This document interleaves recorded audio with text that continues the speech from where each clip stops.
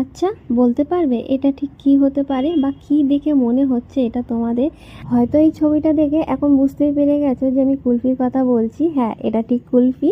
আমি আজকে কুলফি বানাবো, আর কী দিয়ে বানাবো সেটা তো অবশ্যই দেখাবো। তার জন্য হচ্ছে আগে আমি এখানে বাদাম ভিজিয়ে রাখবো 7 থেকে 8 ঘন্টার জন্য। বেশ কটা ভাঙা কাজু নিয়েছি, ভাঙা গোটা দু রকমই রয়েছে। এখানে নিয়েছি আলমন্ড বেশ 6-7টা মতন, আর ওর মধ্যে না 2-1টা আখরোটও ছিল, তো সেটাও আমি দিয়ে দিয়েছি। আর অল্প একটু গরম জলে কেশরও ভিজিয়ে রেখে দিয়েছি, যেটা অবশ্যই লাগবে। এখানে তো বাদাম ভিজে গেছে, আমি হচ্ছে আলমন্ড বাদামের হচ্ছে খোসাটা ছাড়িয়ে নিচ্ছি। এটা হচ্ছে মিক্সিতে বেটে নেবো। আর এখানে হচ্ছে দুটো আম নিয়েছি, আমের শাঁসটা হচ্ছে বার করে নেবো। এই আম দিয়ে বানাবো আজকে ম্যাঙ্গো কুলফি, আম প্লাস হচ্ছে বাদাম দিয়ে। আর এটা হচ্ছে আমের সিজন, আম দিয়ে যত রকম কিছু বানানো যেতে পারে তো আমরা সেরকম বানিয়ে থাকি। তো আমিও সেরকম হচ্ছে আম দিয়ে আজকে কুলফি বানাবো, দারুণ হয় খেতে। আর এখানে হচ্ছে 500 আমি দুধ নিয়ে নিয়েছি, এটা হচ্ছে ঘন করে নেবো দুধটা জাল দিয়ে। দুধটা ফুটিয়ে কিন্তু একদম ঘন করে নেবো। আর এদিকে হচ্ছে মিক্সির বাটিতে হচ্ছে কাজু বাদামটা আমি বেটে নিয়েছি। কয়েকটা বাদাম গোটা গোটা ছিল, তো সেটা হচ্ছে ছেঁকে নিয়ে আবার হচ্ছে আমের সাথে একেবারে বেটে নিয়েছি। আমটা হচ্ছে মিক্সিতে কিন্তু আমি বেটে নিয়েছি ভালো করে, এটাকে কিন্তু জাল দেবো না আমটাকে। আর এই পাকা আমের গন্ধটা কিন্তু দারুণ লাগে। এদিকে হচ্ছে দুধটায় পুরো আমি ক্ষীর বানিয়ে নিয়েছি একদম ঘন করে।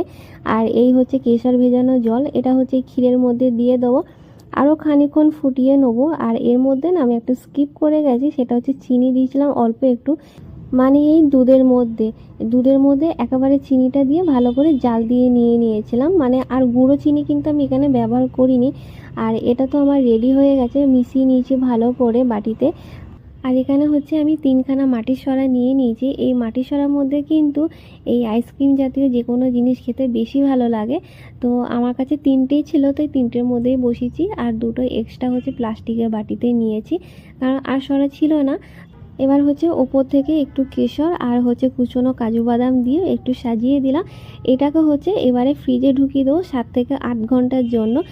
তার মধ্যেই হচ্ছে এটা সেট হয়ে যাবে। আর আমি না ফ্রিজে ঢোকানোর আগে হচ্ছে ফয়েল পেপার দিয়ে মুড়ে দিয়েছিলাম, সেটা তোমাদের দেখানো হয়নি। এটা তো জমে গেছে একদম ঠান্ডা, আর এত বরফ হয়ে আছে, মানে জমে শক্ত হয়ে আছে সেটাই।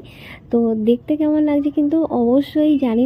আর আশা করছি দেখে হয়তো বুঝতে পারছো এটা খেতে কতটা ভালো হবে। সত্যি কথা, এত ভালো হয়েছে যে হয়তো আমি নিজের প্রশংসা নিজেই করছি।